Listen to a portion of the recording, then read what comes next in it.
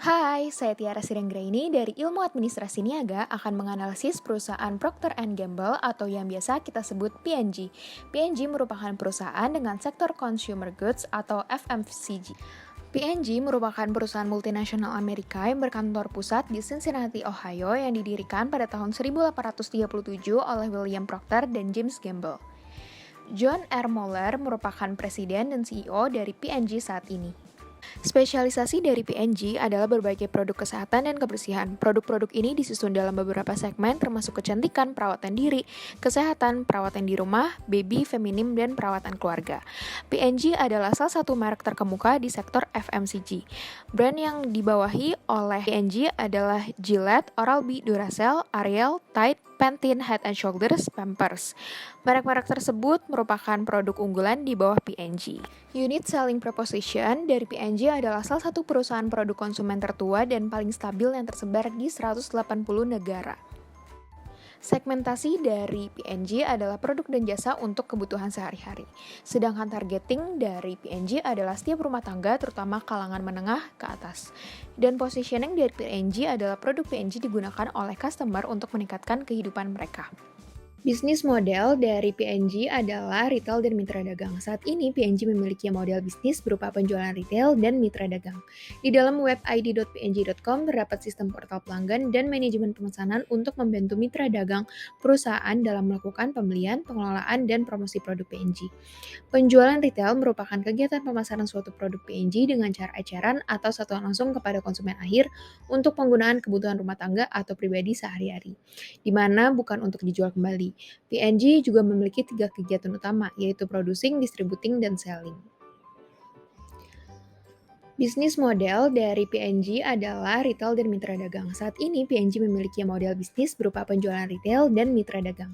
Di dalam web id.png.com terdapat sistem portal pelanggan dan manajemen pemesanan untuk membantu mitra dagang perusahaan dalam melakukan pembelian, pengelolaan, dan promosi produk P&G.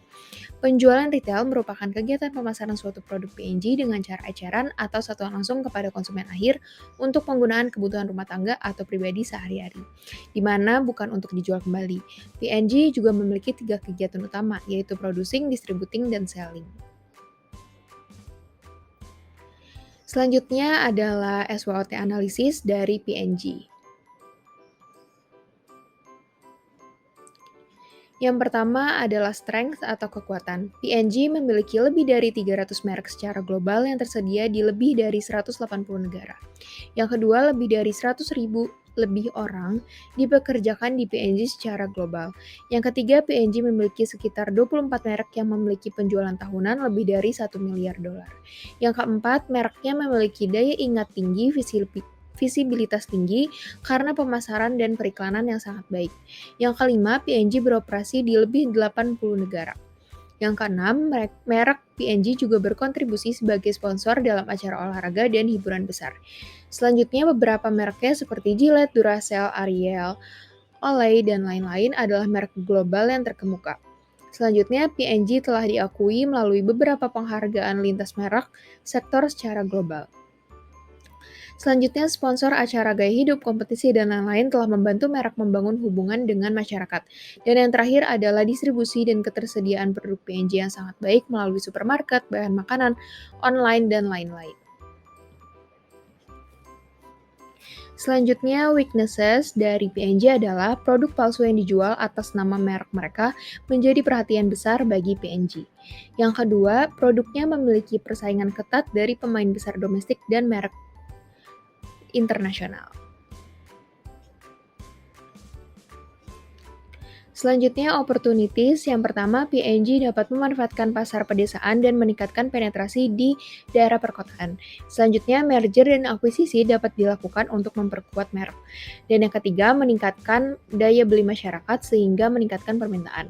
Dan yang terakhir adalah P&G dapat memanfaatkan nama yang kuat dan merek yang kuat untuk diversifikasi menjadi lebih banyak produk konsumen. Selanjutnya, ancaman atau threats. Yang pertama, persaingan yang ketat dan meningkat di antara produk FMCG lainnya dapat mempengaruhi pangsa pasar Procter Gamble. Yang ketiga, persaingan dari produk tidak bermerek dan lokal. Dan yang keempat adalah Karena P&G adalah merek global, resesi, fluktuasi harga dolar, krisis ekonomi, dan lain-lain dapat mempengaruhi operasi bisnis lainnya. Selanjutnya adalah bisnis model kanvas dari P&G. Yang pertama, key partners dari P&G adalah produk di bawah merek P&G dan P&G's Connect plus mengembangkan program atau develop program, investor, kontrak manufaktur, media, agen iklan, P&G Entertainment, pengecer dan distributor, dan pemasok. Selanjutnya, key activities dari P&G, pemasaran, periklanan, branding, manufaktur, produksi dan distribusi, lisensi, kontrol kualitas atau quality control, ekspansi internasional, dan preposisi.